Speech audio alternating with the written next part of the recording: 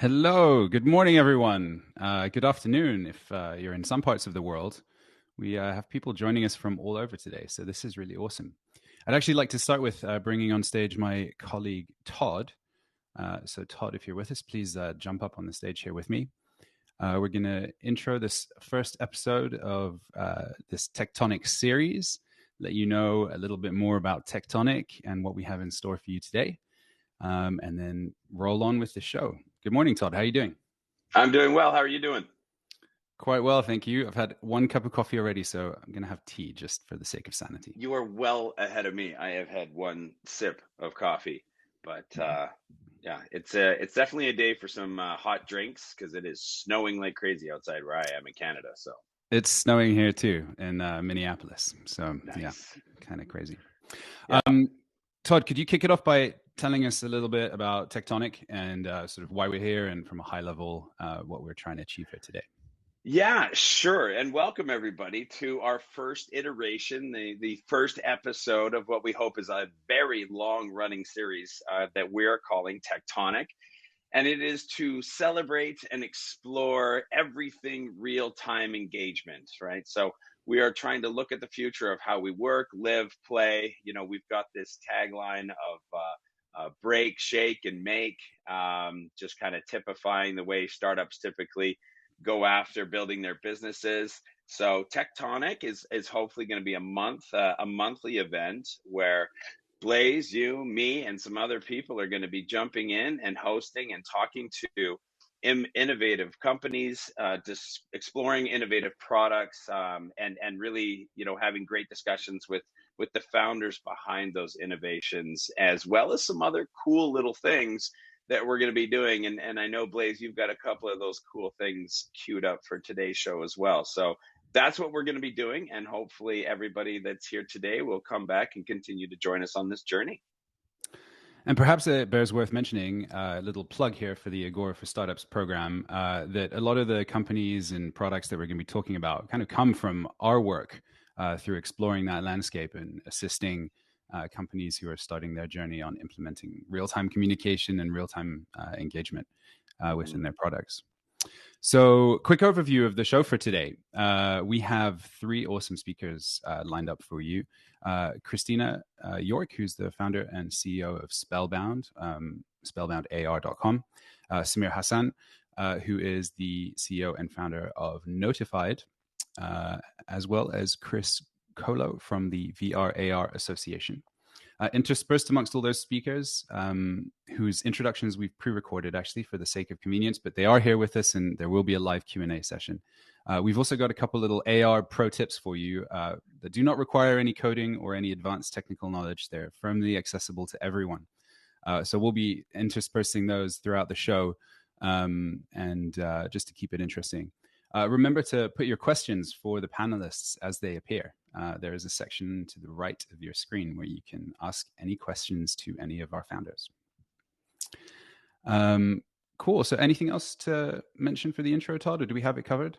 No, I think that's good. I mean, we're going to run half an hour of, speaking with the guests, exploring their companies, exploring their technologies, and asking them some questions, as well as, like you said, we've got some pretty cool AR stuff that we're going to be showing people how to do real-time stuff with AR themselves at home. And then, I think at about a half hour break, we're going to jump into bringing all of our speakers on stage, and we're going to be asking them questions from the audience. So yeah, I mean, we're going to continue to mention this for the next 25 minutes of, please, if you have questions about AR, VR, real-time engagement, anything WebRTC, or the founders, their journey, their products, their innovation, the future of AR and VR, please put those questions in the chat. We want to capture them. We want this show to eventually be audience-led. Like, we want to know what it is that everybody out there is yearning to learn. And so please help us do that and communicate with us over in the chat. We've got people behind the scenes capturing all those questions, and we'll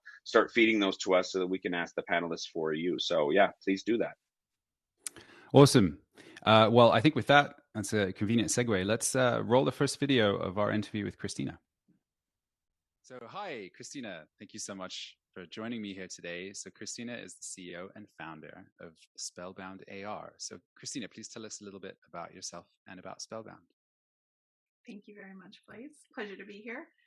So I'm Christina York. I've been in technology for about 20 years, building products in healthcare and higher education. And most of my experience is around how do humans engage with technology in meaningful ways. So expert in user engagement and research. SpellboundAR uses augmented reality to motivate, track, and reward patient mobility. So it gets patients up and moving out of bed after a procedure sooner so that they can go home sooner and have better outcomes. Right. And so the first product in presumably what will be a line of products by Spellbound, Arise, is focused on pediatrics. Is that correct? Yes.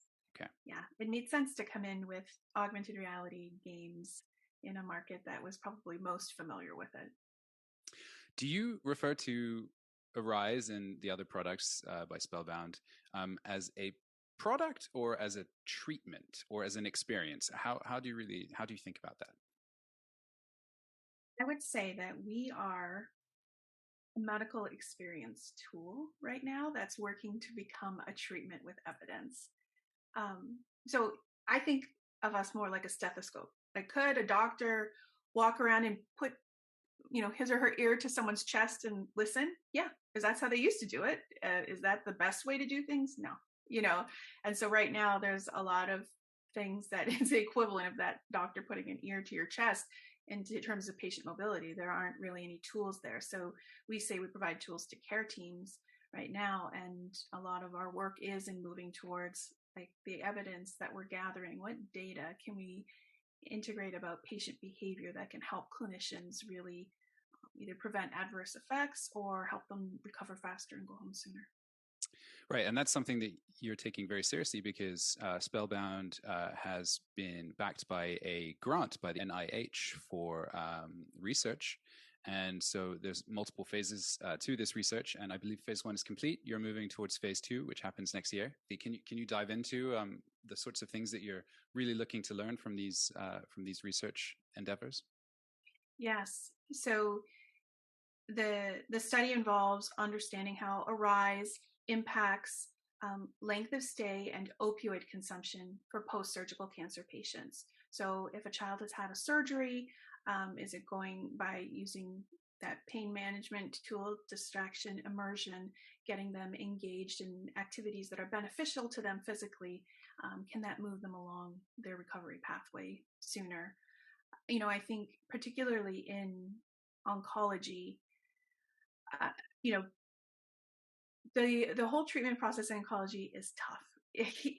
Like that, there's a lot of pain, there's a lot of procedures, and a lot of times if patients survive their treatment, they come out with drug abuse problems because they've had to have pain management medications so much during the course of that treatment.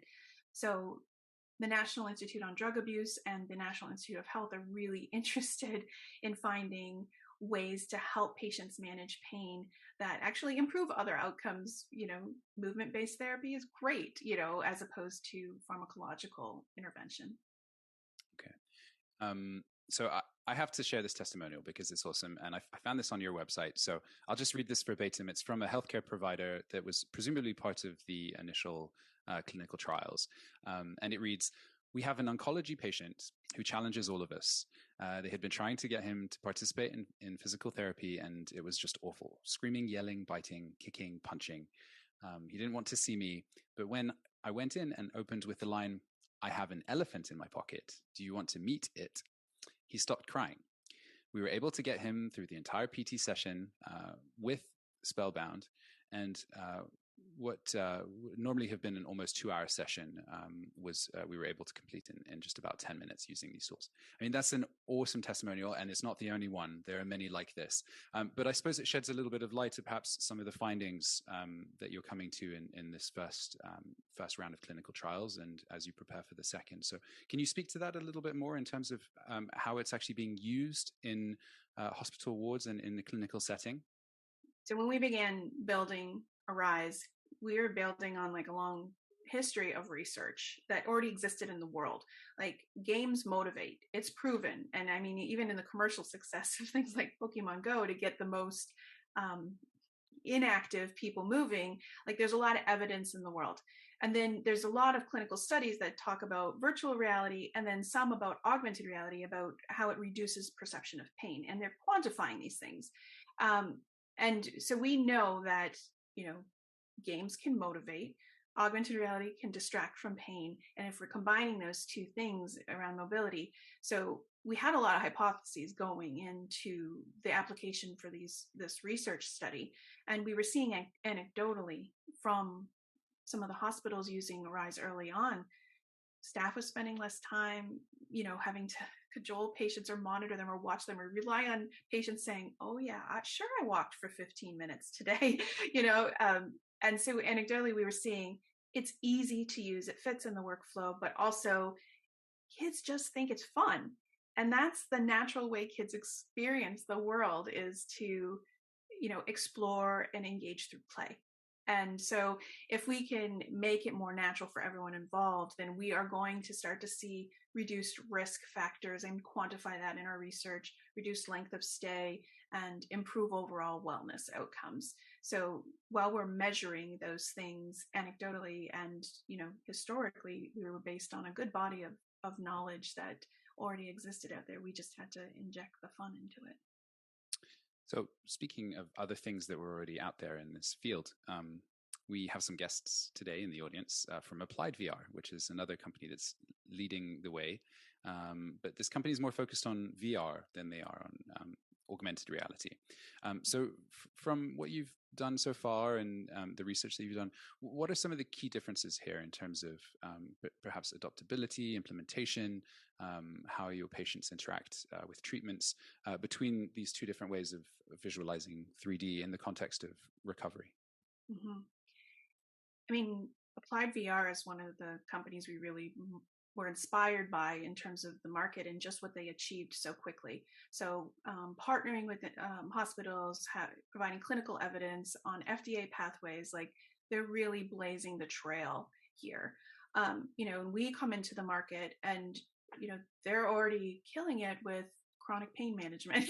So you don't want to enter the market and say, we're going to do chronic too. But there's so much space in healthcare right now for these 3D technologies. So, we came in and said, let's focus on really the acute setting and really specific cases where maybe this wouldn't fit as well because it's only a 15-minute procedure or something like a really quick in and out setup that they're going to want to rely more on devices that are already at hand, that they're already using in their workflow. So that's why we chose mobile to begin with. Not because it was necessarily even better in delivering augmented reality experiences, because for the use cases we focused on, it was accessible. And so that, I think, is, where we are focusing, and inpatient setting, recovery, about moving to the outpatient setting. And a lot of our use cases involve how can we provide consistent experiences between hospital and home for patients. And in that case, it just is easiest to start in a place where, and most families in the United States, regardless of socioeconomic status, own a smartphone. They may not have a car or a television, but they have or a VR headset. Or a VR headset. Right. And I just have to say, though, it was so much easier being able to walk into a hospital and not have to educate them about AR or VR and why it's not scary, why it's not risky.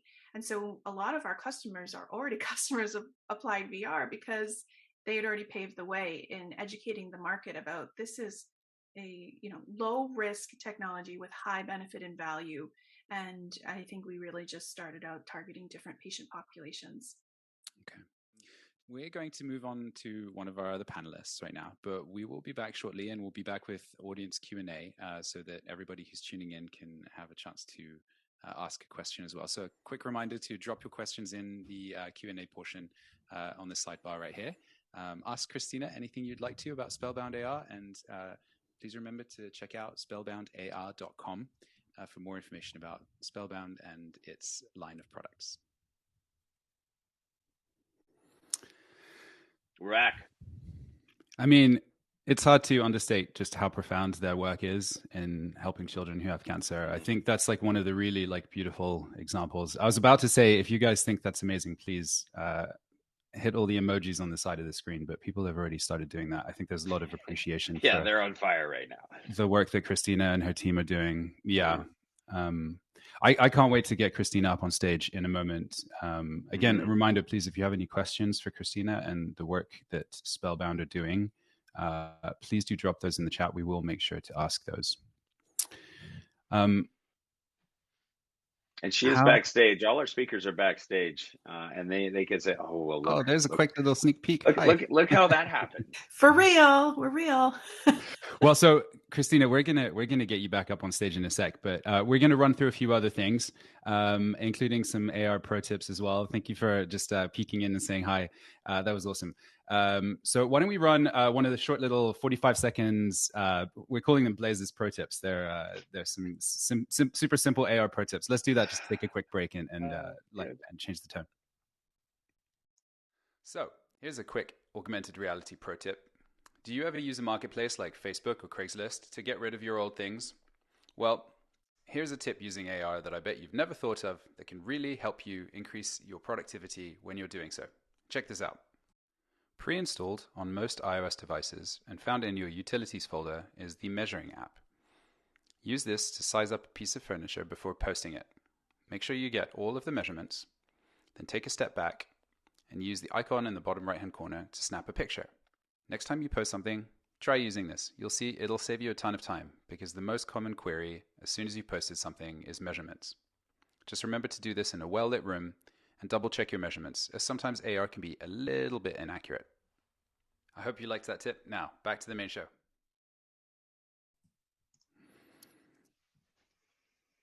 How about that was awesome. We got some more AR pro tips coming later, including how you can make your own holiday cards. So stay tuned to make sure you watch those.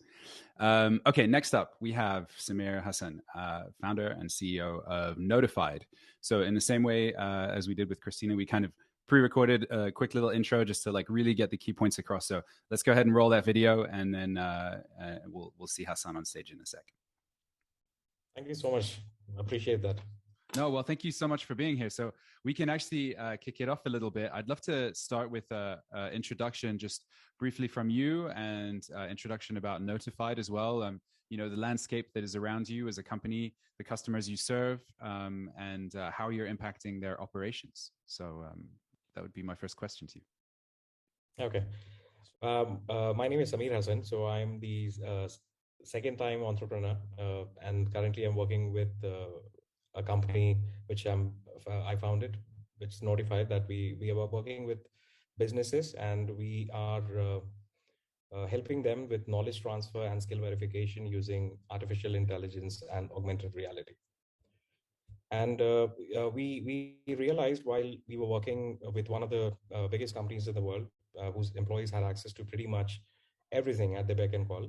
And despite the amount of resources which they had at their disposal, skill verification and knowledge transfer was always an area of concern. And imagine others who don't really have the privileges or the budgets. So with Knowtified, what we're doing is that we are offering a dedicated knowledge base, which would allow their employees to find answers from experts in real time, and at the same time share those learnings internally. And a second system, which is skill management system, which is going to verify the skills seamlessly, and then go ahead and generate an evidence-backed training compliance report. And both of these are powered by AI and augmented reality. So in terms of practical implementation of like one of your customers interacting with your products, they perhaps get on a call remotely with an expert and they're able to work through a problem. All the while that call is being recorded and added to a central knowledge base that can then be accessible by anybody else in that company. Is that a sort of a fair description of how the product is used? Precisely. Okay, great. And then the AR portion specifically, that's used to label, identify, mark up, and then the person who's remote on the call can also point out sections on the screen that pertains to perhaps equipment that's on the call. Is that sort of how augmented reality is implemented in your application currently? Yes. So augmented reality is at the core of our product. So it is assisting our clients with knowledge transfer and skill verification. So they they make a call to the people and to their employees. So say, for instance, there's someone working at a site and they have got an immediate assistance which they require from an internal expert. So they make a call, and that is an augmented reality call where the expert can point out and basically draw on the screen and point out and say, okay, this is how you go ahead and do that. And that entire conversation gets recorded and pushed back into the database. And everybody in that organization, whoever has chosen that the topic of interest or department, is going to be notified with that learning so that they can go ahead and access it at any given point of time. Can you share anything a little bit about the landscape and the typical customers that you're serving with this business? I think I have a good idea, but just for our viewers here. So we are serving customers from primarily from the North America, Africa, and the Middle East regions, and they are from oil and gas, banking, construction, and transportation sectors to start with, and then eventually we will move on to other sectors. One good thing about this solution is that it's not really confined to a certain region or to an industry. It cuts through everybody else. Okay. So I'd like to talk about future innovation for a second. And I know I actually have the privilege of having been connected with one of your developers previously, who's a really great guy. We've recently been discussing innovations in the mixed reality space, or XR, specifically through the HoloLens 2 headset. So what are you finding there in terms of your advancements in innovation and how that hardware is being used and adopted by customers in this sector? And what are your plans, both ambitious moonshots and practical implementations for tomorrow in terms of this level of hardware? HoloLens 2 are great. Means I am personally in awe with what they've been doing with this, and their latest offering, which is Mesh, is phenomenal. Means, but many of the industries which we are primarily working with, such as energy sector, they have a situation where they cannot allow their employees to carry their mobile phones to the workflows. So due to safety concerns, and this is where the industrial editions from Microsoft or Vuzix or Realware and Magic Leap comes in, where they can seamlessly assist our clients to make those AR calls for the knowledge transfer and skill verification without using their phones. So that's why we were actually very keen on, that's why I was contacting you about the availability of SDKs for the HoloLens 2. Yeah. Yeah. So for people that are listening that aren't familiar, I really recommend at some point trying on a HoloLens. I mean, it's just incredible how it works. It really is blowing your mind. It's like wearing a headset. It's like wearing a laptop basically on your forehead, which projects really accurately into the space that you're in. And it's able to very accurately label things like walls and floors around you, and even beyond that. So really interesting. And so obviously key point there that you're making, which is that because you're wearing it on your forehead, you no longer have to hold a telephone in front of you in order to be able to get that augmented reality experience. You can just be wearing it essentially. Yes. Very cool. Do you have any advice for companies or product lines that are implementing augmented reality into their software or service for the first time? What did your journey look like? I mean, we have a story basically. So when we were planning to implement augmented reality, I started researching and I came across a blog from Agora, how to go ahead and do this remote assistant thing. So that's where the inspiration came from. And all the modern businesses which will join this journey sooner or later. So there's no second thoughts about it. And everybody is going to be using augmented reality some way or the other, because we are talking about the metaverse, and companies like Apple, Google, Facebook, everybody is very aggressively pursuing this. So my advice would be that, spend good amount of time researching, because this is complex, and having the right team to execute this is very, very important. And then they got to use the build, measure, learn feedback loop to move forward. For us, Agora has been a valuable partner, because we didn't really have to spend a lot of time, to build resources or build the video and real-time messaging capabilities, because you guys had the SDKs. It helped us to develop our product on Unity and then integrate to our existing software. So, and your support team is fantastic. Great. Glad to hear it. So last question is like a 2-in-1 just for this intro, and then we'll invite you back in a moment for the panel with live Q&A with our audience. But what's for you of the things that you've learned recently, the most interesting trend that you see for 2022 / part 2 of that question is, are you interested in volumetric video at all? And what does 2022 look like for you as you're now probably engaged in planning for this year? Let me answer the second question first about the volumetric video. So as you know that AR calls are the most prominent feature that we have in our product. So what we are doing is that we are using these augmented reality calls are going to be pretty much there. So when it comes to the volume, that's going to be massive. So we will be consuming a lot of minutes from you guys. That's for sure. And the trend for 2022. I feel that the virtual reality is more immersive experience, but I'm more thrilled about the augmented reality because of its capability to provide an experience of our real world and then augment it with the digital content. Companies like I just told you, Apple, Facebook, Google, Microsoft, they are so aggressive on their augmented reality strategies, and with the metaverse, this is definitely going to be the next big thing. In fact, I read an article this morning from Peggy Johnson. She's the CEO of Magic Leap. And she's predicting that in about 15 years, we will probably be returning home to pick up our smart glasses the same way as we do with our mobile phones today. So this is going to be really big. And I don't know how many. There's going to be immense competition, but at the same time, there's going to be an exciting journey. Yeah, I couldn't agree more. I think first time I tried on a VR headset, and then subsequently the first time I tried on a mixed reality headset, were both quite profoundly impactful moments in my life, and I think mixed reality even more so when you see how that blends with the real world and meshes with the real world. Okay, awesome. Well, thank you so much. We'll have you back on stage for in a moment just to answer some questions from our audience. For people interested in looking up Knowtified, that's KNOW Notified.com. And thank you, Samir Hassan, founder and CEO, for joining us today. We'll come back to you in a moment.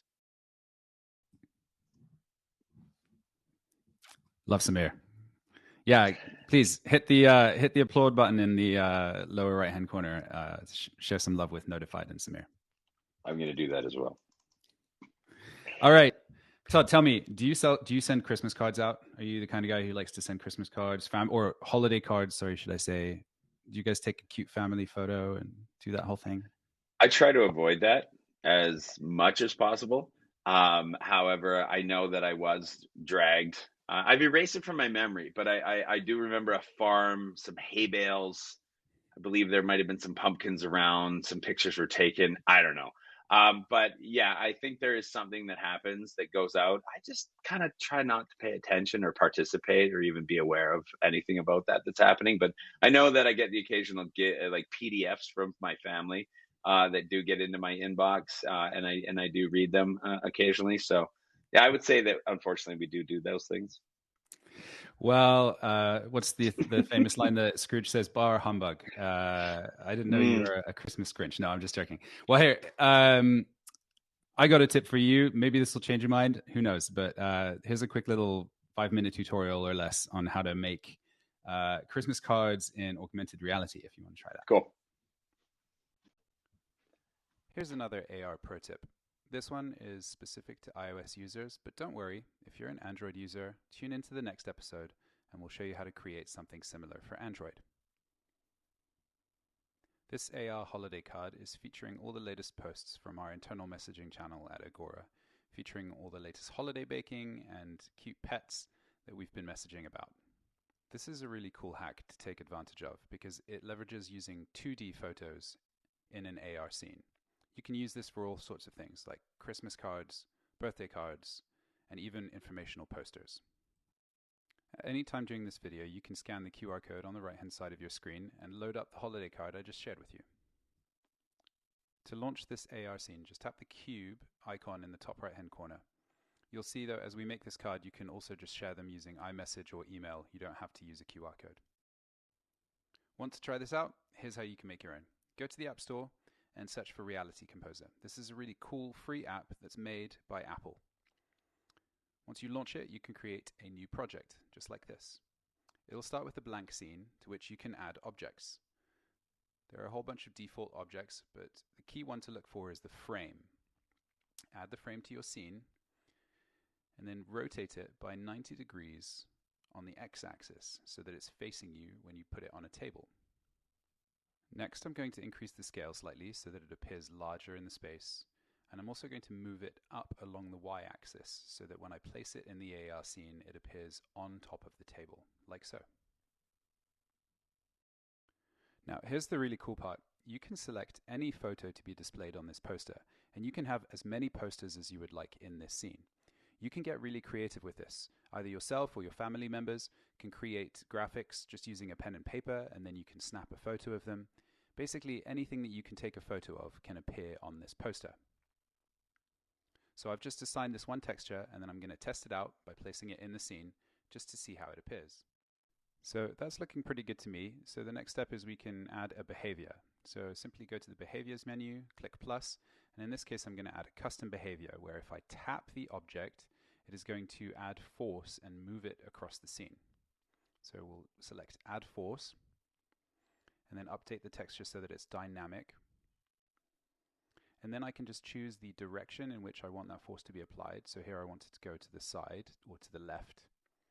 And then I'll reduce the velocity a little bit because that was too strong, so that it just nudges to the side slightly, revealing the card behind it when it is tapped. That looks good. Let's test again. Drop the card on the table, give it a tap, and as you can see, it moves slightly to the left. At this point, the possibilities are almost endless, but I'm going to add another card to this scene. So there's two ways you can do that. You can either create another one from scratch like this and then resize it and scale it, but I'm actually going to just delete this one quickly, and instead I'm going to select the existing one, tab over to the right and duplicate it. And then at this point I can just assign a different photo to it. I'm also going to move it across so that it overlays with the existing card, and then move it slightly backwards so that when the first card is tapped, it will reveal the second card. Let's add another behavior to this one. So again, in the behaviors menu, new behavior, custom. When it is tapped, this time I want to emphasize the object. So emphasizing is just going to scale it up to make it bigger, and then it'll pop back into place. Let's give it a quick test.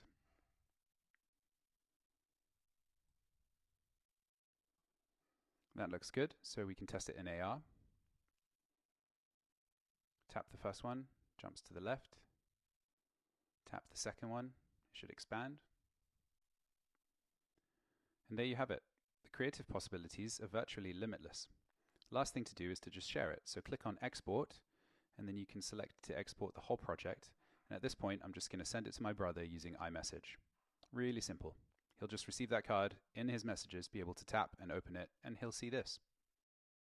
I hope you found this tutorial inspiring, and that maybe you'll mix things up a little bit when you send out your holiday cards this year. Check back in for the next episode of TechTonic to learn how to do the same thing on Android. What do you think, Todd? Are you converted?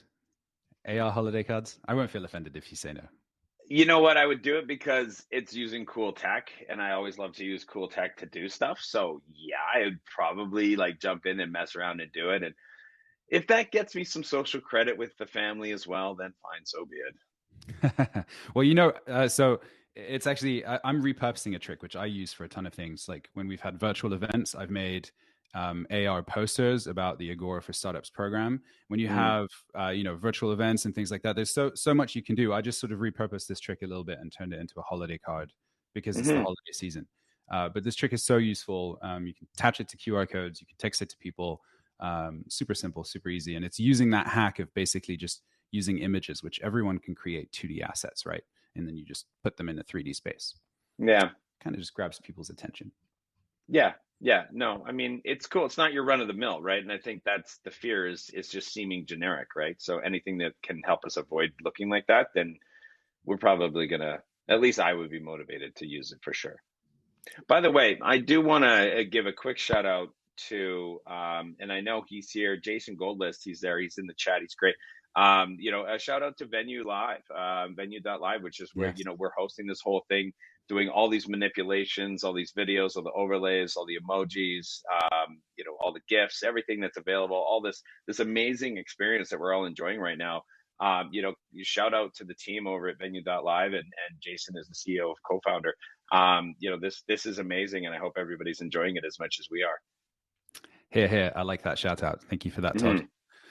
Mm-hmm. Okay, so next up we have Kris Kolo from the VR AR Association, and this time we're going to do this interview live because we just kind of want to hear a little bit of his reactions of what we showed so far, both the panelists and maybe the pro tips. Maybe we should call them the amateur tips instead of the pro tips. But anyway, Kris, if you're with us, can you please join us on the stage? We would love to. Hey, Kris. Here we go. How's the morning going so far? Good. Very interesting conversation. Now, Kris, where are you based right now? Well, I am based in New York, but because of COVID, I'm kind of partially in Mexico. Partially in Mexico. All right. So you're in Mexico. Blaise, you're in Middle America. I'm out in Western Canada. But this is awesome. We get to sit down and have this conversation. If you don't mind, I'm just gonna kind of quickly run this off the top here. Kris, I think the first thing that we should do is have you explain exactly what is the VR AR Association. Sure. The VR AR Association of VRARA is an industry organization that is meant to help anyone to grow, learn, and connect. And we're here to share best practices, promote members, and basically connect the end users with the solution providers.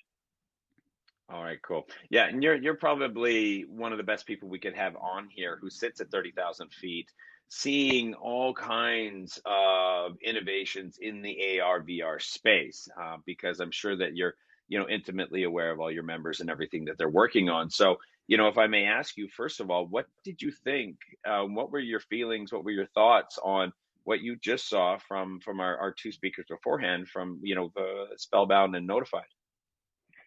Yeah, I mean, Christina is in the medical healthcare vertical with SpellboundAR, and Amir from Knowtified is in the enterprise training verticals. And honestly, those are the hottest verticals since the beginning of, actually, when we started the association. Actually, our healthcare vertical was the first vertical that we formed as a subgroup of the association. And then enterprise followed very quickly. And these two verticals are, proven that ROIs with actual revenues were beyond pilots at this stage. It's scale deployment, so really good use cases to present. Yeah, absolutely. From what you're seeing amongst your members and their innovations, I'm curious, what are some of your favorite implementations of real-time communication, such as that are implementing the audio and video calling or live streaming within AR VR? Some of the most interesting innovations that are kind of really pushing the boundaries. Yeah. I mean, we have members like Microsoft and Lenovo, for example, with the HoloLens, and Lenovo has their Think Reality. And, there's many others like RealWear that use glasses, the headset to do the assisted reality, remote calling, remote training.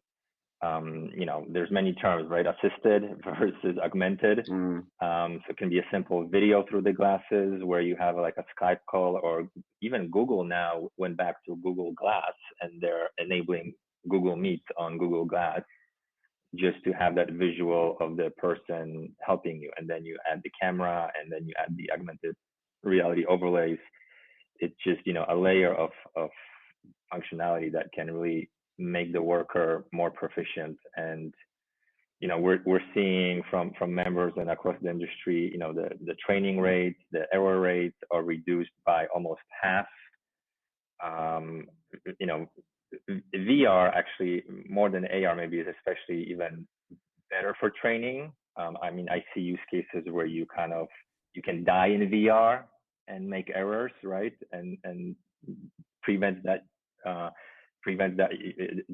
you from doing those errors in the real life, in the real workplace. So this technology is, saving lives and really streamlining the industry.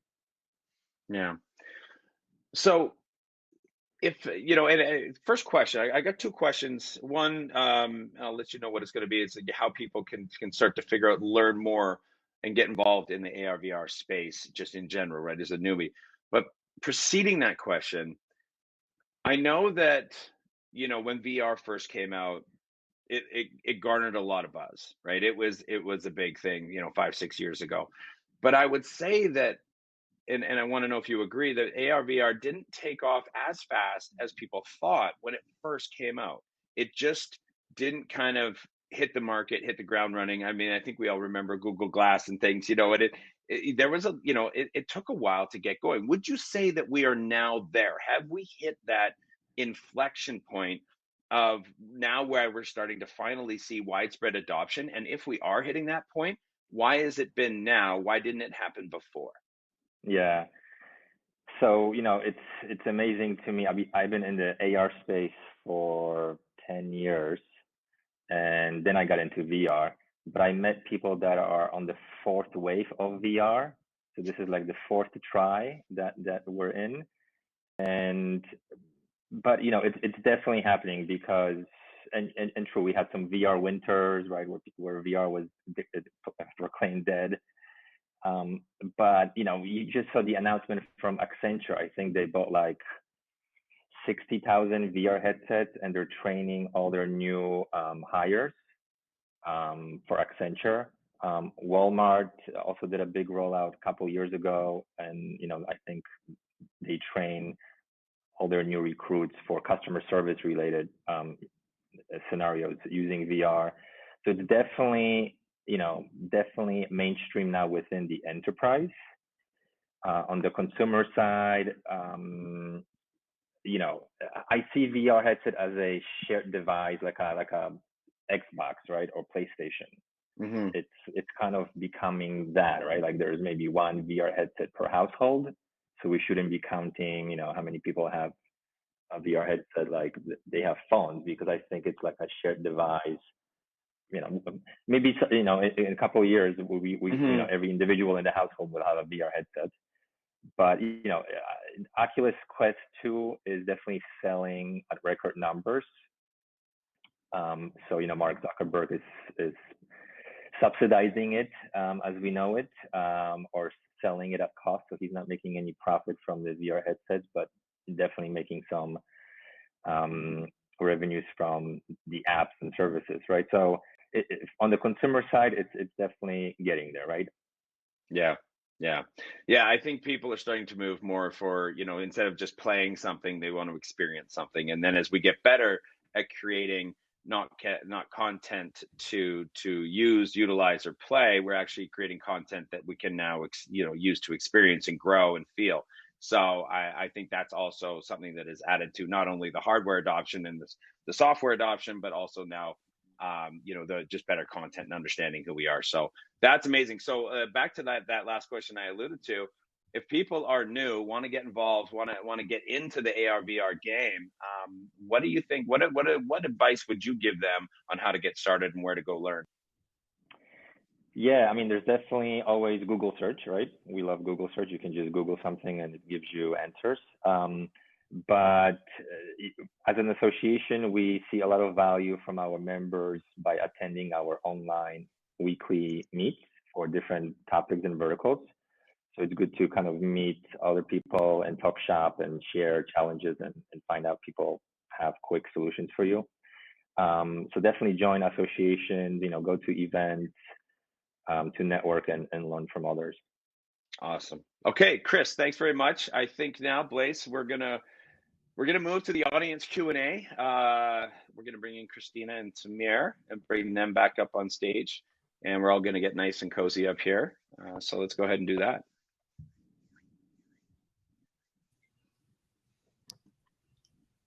See, we told you they were here the whole time. We hide them. Lurking. We put them in our pockets with the elephants. It's a little terrifying, Todd. I'm wearing cargo pants. So it would be like the pockets down by the knee. Yeah, don't worry about it. Just so that we get situated, Christina, Samir, can you both let us know where you're calling in from today, please? Yeah, I'm calling in from Ann Arbor, Michigan, and I'm definitely not calling in from a closet in my basement. It's the glamorous startup life. So I'm based out of Bangalore, India, and right now it's about 11 o'clock in the night.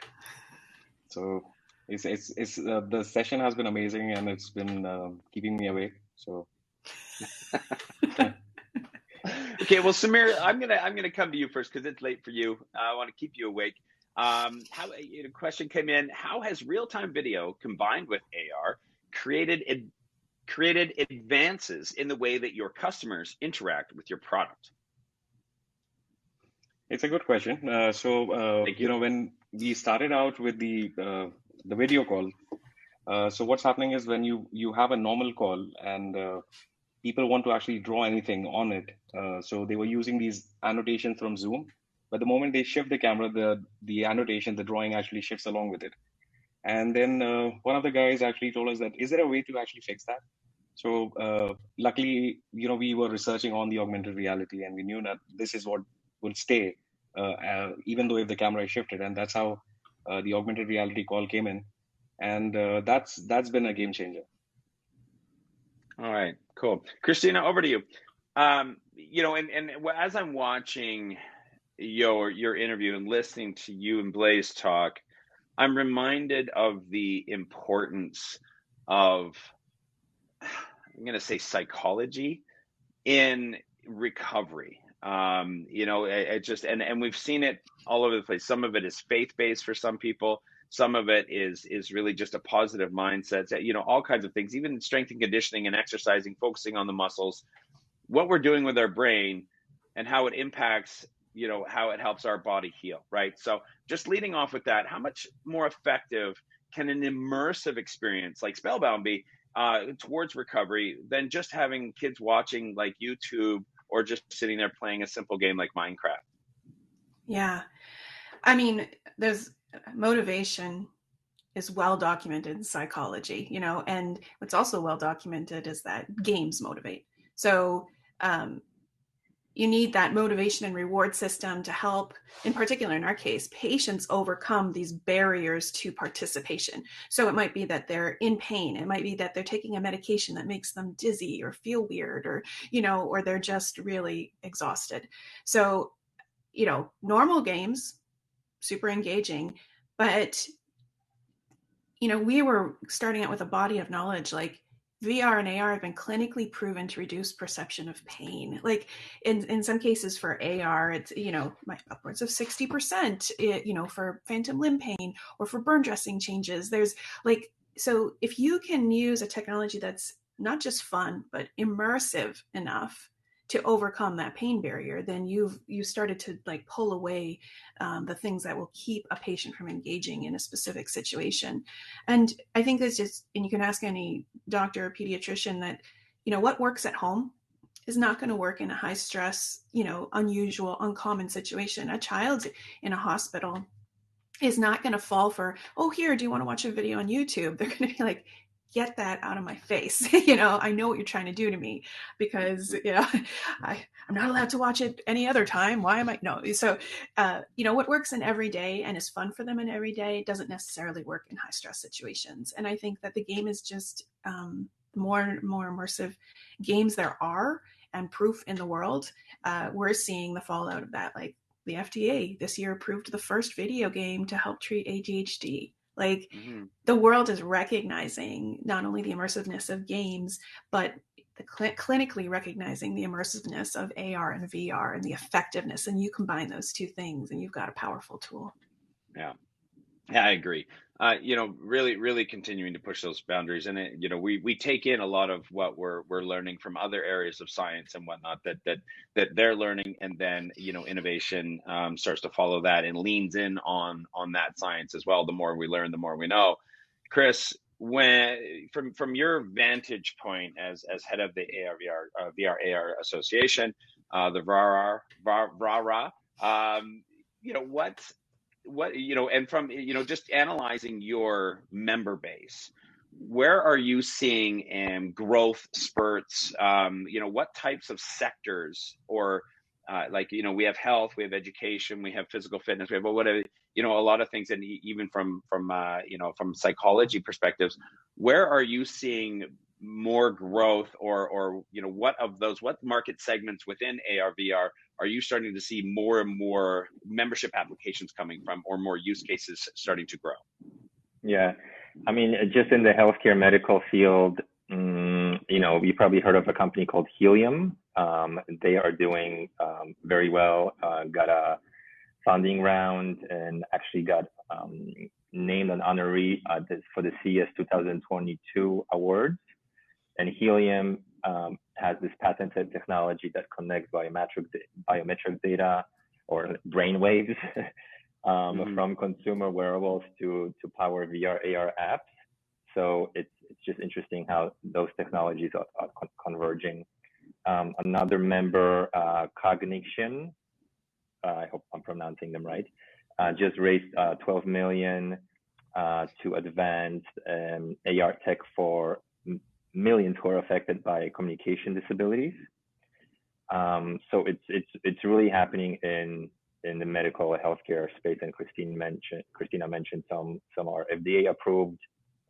I think there's another VR app or VR treatment that was just approved by the FDA. So it's really happening, but it took years with all the FDA approvals. So it's especially interesting in healthcare because of all the regulations and approvals needed, but it's happening. But yeah, esports, fitness, I love the Oculus advertisement on bus stations in New York. Gyms are boring. I'm not sure if you've seen them put on a Oculus headset and do a workout. I think that's appealing to a lot of people. For me, gyms are boring now. I don't know why. But working inside a VR headset is fun. So esports. Gosh, I mean, yeah, you're right though about the fitness thing too. I mean, I've got a buddy. It's almost like the new CrossFit, because he does the boxing game and he burns like 1,200 calories and he won't stop talking about it. I think that is the first rule of CrossFit, is it? Like, it's never stop talking about CrossFit. But yeah, it's if people are enjoying it just that much. Yeah, I mean, the power of the present inside a VR headset and the motivation that you get from the immersiveness is just amazing. But that taps into the psychology, right? That taps into where, something is hitting on a more emotional level that is helping us heal, helping us grow, helping us learn, and helping us get fit in ways and that are faster and more efficient and more pleasurable than ever before. I know that there are now, psychologists are being able to go in and do therapy with people who have phobias around dogs and things, where they can in a VR environment take them into a kennel and actually not only be there to experience that with them from afar remotely, but also have all these kinds of artificial intelligence overlays to be able to measure pupil dilation and other ways of measuring levels of fear, so that they can actually dial up, dial down the experience to help them, in real time, to help them move faster and grow, or assuage the phobias faster and more effectively. So you're absolutely right. I think it's really amazing. Samir, I wanted to come over to you from the education space perspective. I know that AR and VR have really changed and enhanced not only the ability to learn, but also the ability to teach. And I wanted to have you speak to that other side of the coin just a little bit on what the learners versus those that are teaching versus those that are learning, how it affects their side as well. What can teachers gain from this? Let me give you an example of what's been happening around. In fact, one of our clients, they are from the oil and gas industry. And in an oil and gas industry, you have this shutdown and turnaround activities which happen where the entire plant is dismantled, maintained, and then you go ahead and put every part together again. During this course, they hire about 30,000 temporary workers over a course of 3 months to 6 months. And even the duration could even prolong. So what happens during this time is that there are massive incidents happening or accidents happening. People lose lives.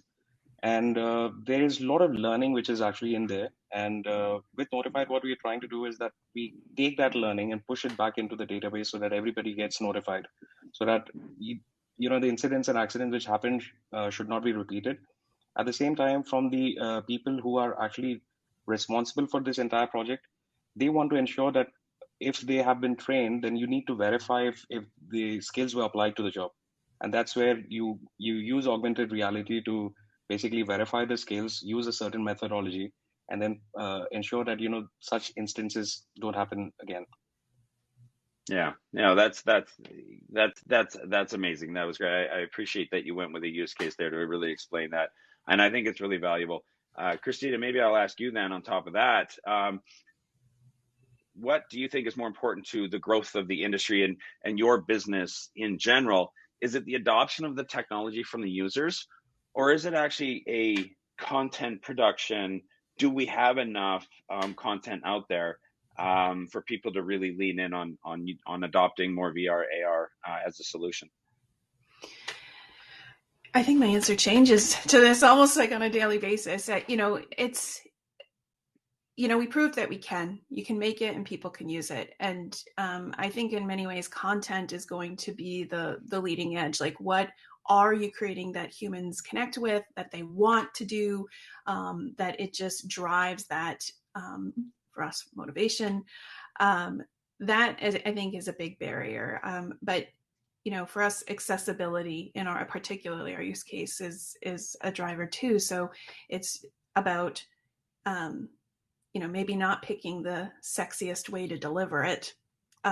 Maybe that we have to make sure it works with older mobile devices and make sure that we're really serving the market. And so I think there's times where we have to really invest in both sides. But I think I look forward to the time where we can just begin to open up the world to content partnerships and relationships that can, companies that are learning to, like for us, driving mechanisms around movement and the data that comes from the behavioral data, and really connect with expert content makers in terms of, whether it's narratives or characters or other types of engagement mechanisms through that we, that those are going to be like huge explosions and advancement of not only adoption, but results. Yeah.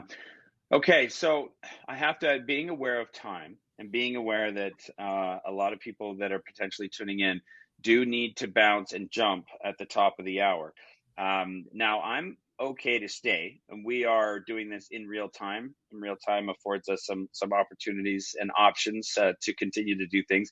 There's a couple of questions like how the chip shortage is going to affect the industry, or speaking more about your design approach and what sort of testing goes into it, things like this. Questions over in the tab. I'd like to answer those. But before we get, before people have to bounce, we do want to talk about the fact that we are going to be doing this again on December 16th. And I've got a little bit of news about what that's going to look like. We're going to be doing a virtual holiday party in real time. Okay. So, we've got a magician coming, and, we're talking about are you ready to be Rowd? We have magician Greg Dubin, who has performed his unique brand of magic from around the world, from the streets of New York to stages in Tokyo and beyond. And on our virtual stage, he's going to be showing off his unique blend of visual and mental magic powered by real-time engagement. So this is going to be really cool. You're going to actually bring your cell phones, and then it's going to be, what do you want from us, right? So they are going to bring the jokes, and the audience is going to call the shots. They're going to be the directors, and you're going to be able to guide how the show goes and what the jokes are in real time. And the comedians are going to be doing this. So we're going to have a magician, we're going to have comedians, we're going to have all kinds of stuff. I may not have said that in sync perfectly. I think I mixed up the magician comedy part. But we're going to have a magician, we're going to have comedians. It's going to be super entertaining. This stuff is going to be really fun. So I'm throwing that out there. Make sure you join us on December 16th at 2 p.m. Pacific, 5 p.m. Eastern for that show on December 16th. So lock that into your calendar. Now, I don't know, Blaise, I don't, you're more the director here. Would you like to continue and get a couple of questions for those who want to stick around? Christina, Samir, Kris, do you guys have hard stops? Do you guys need to run? Let's do it. Yeah, okay. I do. I need to run. I feel like we've wrapped it really nicely for those that have to go to other things. So we can absolutely do that. We're playing catch up a little bit with some of the questions here in the in the questions tab. But I'm a product guy. I love thinking about product stuff. So I'm just going to ask this open question that was asked by Emily Kim. Can you share something interesting or exciting in your upcoming product roadmap? So if anybody has any thoughts about this, please drop this. Kris, why don't you go first and then tell people where to find and join the association, and then you can drop. Great, thank you. So thevrara.com, THEVRARA.com. And we actually just announced our metaverse platforms and avatar event. It's going to be virtual on December 17th. So it's free. Cool. Everybody's welcome to attend. So thank you for posting that link. Right on. Ciao. Thanks, Kris. Appreciate your time, buddy. Thank you. Bye-bye. Bye, Kris. Bye, Kris. Okay, so Christina, cut you off there a little bit, please. Go ahead, answer that question from Blaise. So interesting thing in our roadmap. I mean, we've been looking at a really specific use case in the hospital after surgery, but we've been running some little experiments here and there. So for us, we're thinking a lot about the transition between hospital and home, or clinic, outpatient clinic. You know how if you had a surgery and you get discharged and go home, you're coming back to do PT, you know, like you have this continuum of your journey. And so how can AR move with you throughout that? And so you start your recovery in the hospital. How can we transform the game to be utilized at home? And then how can we be collecting data at home to like that twice a week when you see that physical therapist, to give them data about what you were doing in between, that so it can help them to make better insights about like what the next thing they're going to work on with you is. So I think we're really excited about just the portability, and the consumers are adopting AR. They're playing these games out in the world. They're loving it. And that's the big opportunity for us in the roadmap coming up. Samir, I know you've already been working on this calling functionality within the app, but is there anything, I mean, I know HoloLens is also on the forefront of your mind with innovation, but can you give us a little insight into some exciting product updates that might be coming in 2022? So we, as you just mentioned that about the HoloLens 2, HoloLens 2 is something which we are integrating now, because that's going to be vital. Not everybody would like to carry their mobile phones everywhere. So they would like to go hands-free so that they can, work efficiently. We had a challenge though, that the oil and gas industries and the nuclear industries, they don't allow their employees to carry their mobile phones to the shop floor because of security concerns. And I was actually quite surprised that they don't allow mobile phones or iPads, anything which contains a battery. So because there could be a leakage and that could lead to an explosion. So even HoloLens 2 Industrial Edition, which cost about $3,500, is not allowed inside. So we were doing a bit of research to understand, okay, what works there. There's something called ATEX approved. And there's only one headset which we found, which is Realware HMT1Z1. That's the only one which works. So we are right now trying to incorporate that into the application so that it is something which would really work well with everybody. Very interesting. Just trying to get caught up on the questions here. I'm going to broadcast this one. This question is from Joyce, and it's addressed to you, Christina. It says, the work you're doing is incredible. Could you speak more about the design approach and what sort of testing goes into it? I think that one had already been mentioned, but there's also a secondary question which was addressed to you. So I'll let you pick which one you like. Someone was asking about what's on the research roadmap for 2022 as well. So either of those, design or research. Of course, I'm going to do both, Blaise. But so the design pack, so we have to understand how children who are not well play games and how they interact. And so it's a bit different. Like when you're designing games, it is about fun and engagement, but you have to take into other factors, especially with AR, like fatigue. Physical fatigue, emotional fatigue, pain levels, comprehension levels change. A 9-year-old who is like amazing at games at home is sick at the hospital, doesn't have the same abilities, both cognitively and physically, perhaps. So with our design process, we leverage the hospitals we work with. So we might start testing on, well, we have a play test group. Any kids and families can just play for free and give us that feedback. And then we need to move into the clinical setting and say, you have the right patient population to, can you test with kids in an oncology ward or kids after they had an appendectomy? And we rely on our hospital partners to give clinician feedback as well as the feedback from the patients. And we have to constantly also take into account the environment it's being used in. A hospital environment has many challenges. Physically, patient rooms are tiny. Is Wi-Fi, is infrastructure good if you can't have it near the MRI unit? There's a whole bunch of considerations. So we have to really take into account the human being, the environment, when the design. So it's a regular process that we do all the time. And this feeds into our research, because as we are understanding these use cases, we're interacting with different types of patients, the difference between someone who had a surgery and somebody who has a chronic condition.